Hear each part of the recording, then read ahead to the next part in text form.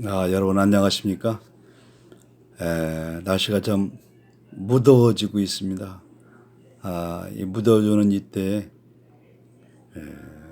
영양을 좀 잘 섭취해야 됩니다. 영양이 부족하면 자꾸 피로하고 잠이 오고 또 나른해지고 또 건강을 많이 해치게 됩니다. 요새는 그 중복되는 강의 일정들이 있고 외부 강가에 있어서 방송을 뜸하게 했습니다.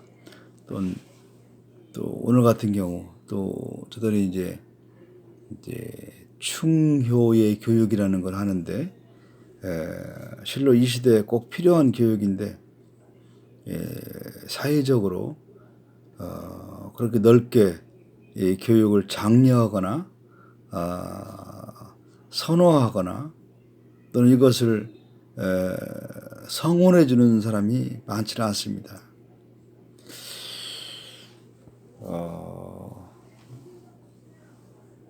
이런 일들이 겹해지고 있는 상황 속에서 우리 충효의 교육, 인성교육 이런 걸 하기에는 참 어려움이 많습니다. 그러나 이건 누군가는 꼭 해야 된다는 사명감으로 지금까지 해오고 있습니다. 지난 20일에는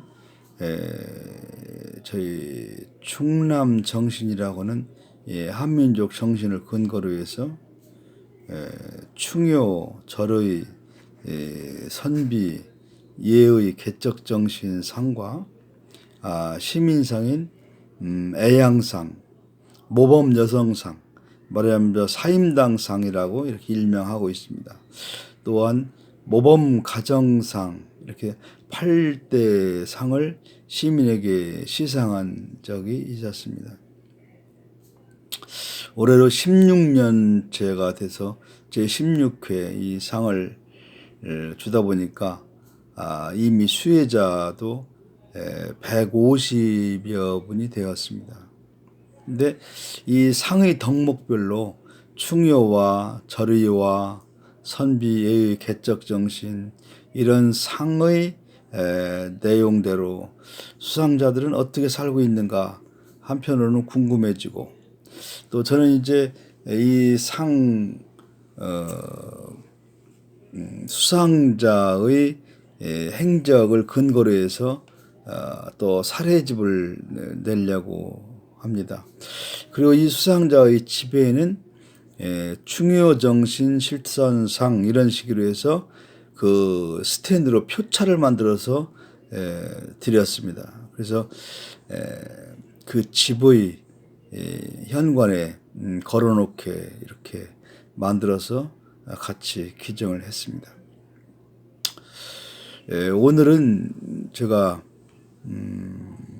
초등학교에 들어갔습니다.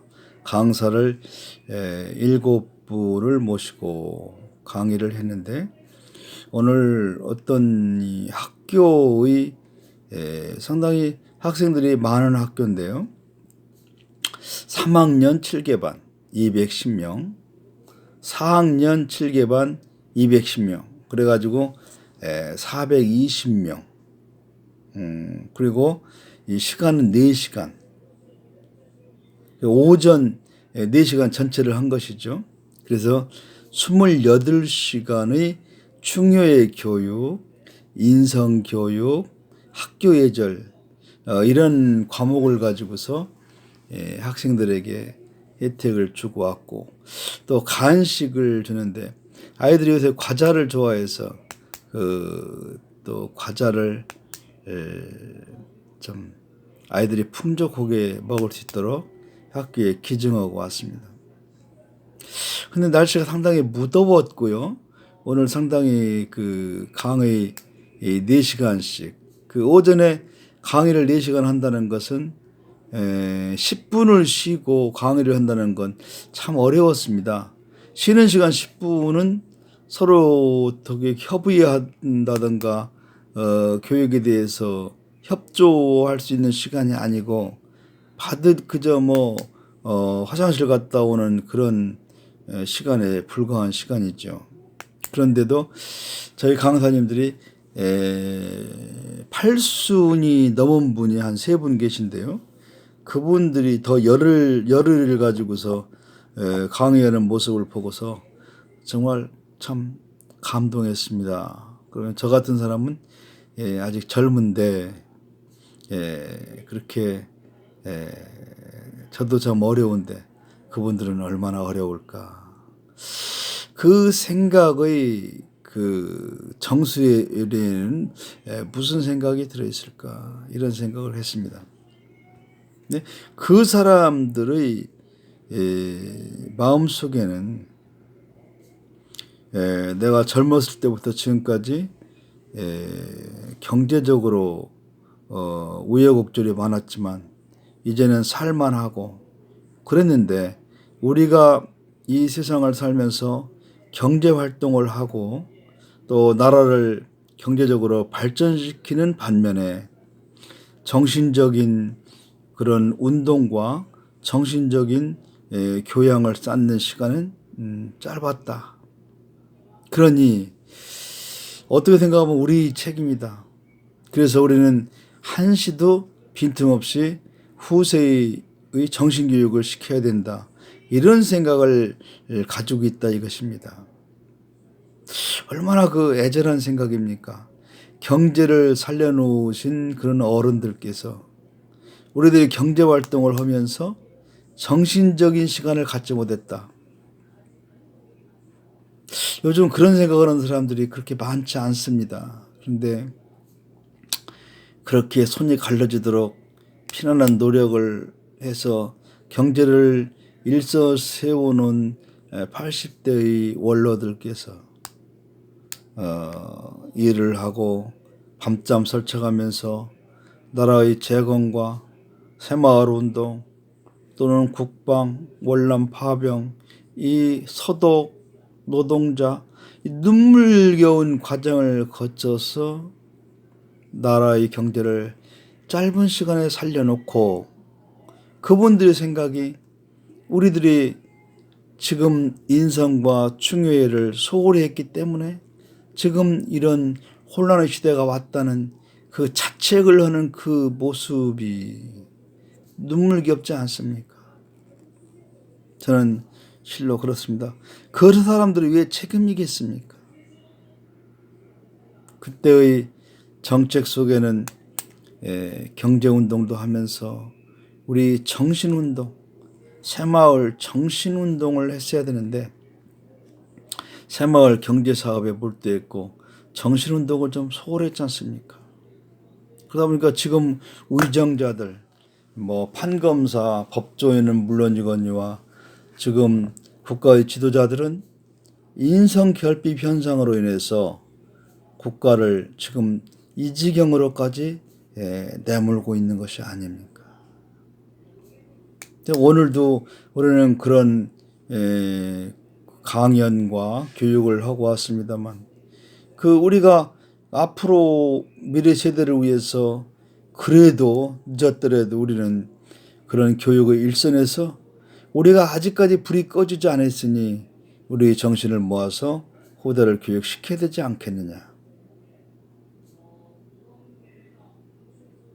그래야만 우리나라는 이 좀 좋은 환경 속에서 경제적인 우위를 가지고 있는 이런 우리나라에서 정신적인 것만은 다시 균형감을 찾는다면 우리나라는 사실 이제 선진국 대열로 들어설 수 있는 것입니다. 근데 선진국의 문턱에서 우리는 지금 이런 혼란의 시대를 갖고 있는데 정신적인 그런 정열과 정비가 있었다면 지금과 같은 이런 혼란한 시대는 없을 것입니다. 근데 우리는 자유를 자유답게 쓰지 않고 자유를 너무 휘둘러서 결국은 자유의 방종 시대를 갖지 않았나. 이 방종의 결과로 요즘과 같은 이런 세태를 만들지 않았느냐. 이런 생각을 하게 됩니다. 실로 우리는 다시 정신을 차려서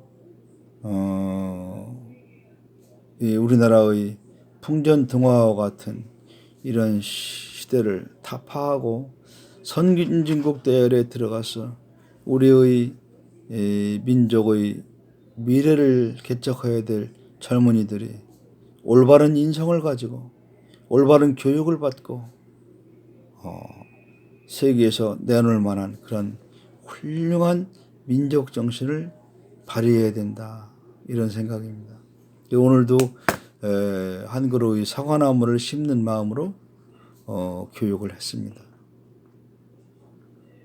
다른 강사님도 마찬가지, 서로가 책임을 져야 할 일이다.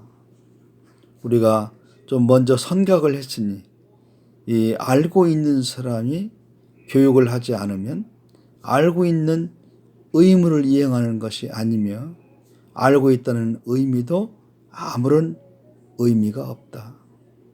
그러니 알고 있으면 그것은 남에게 알려줘야 되고 배움을 베풀어야 되는 것은 의무이다, 이런 얘기인 것입니다. 그런 것처럼 우리는 알고 있는 것을 혼자 가두지 말고 그것을 사용하지 못하는 지갑 속의 지식으로 하지 말고 선각을 하거나 지식으로 모든 역량을 갖추었다, 그런 사람들은 후대를 위해서 교육을 시키고 후대를 위해서 시간을 사용할 수 있는 그런 한국의 그 지도자, 정신적인 지도자 역할을 해야 되지 않을까, 이런 생각을 해봅니다. 감사합니다.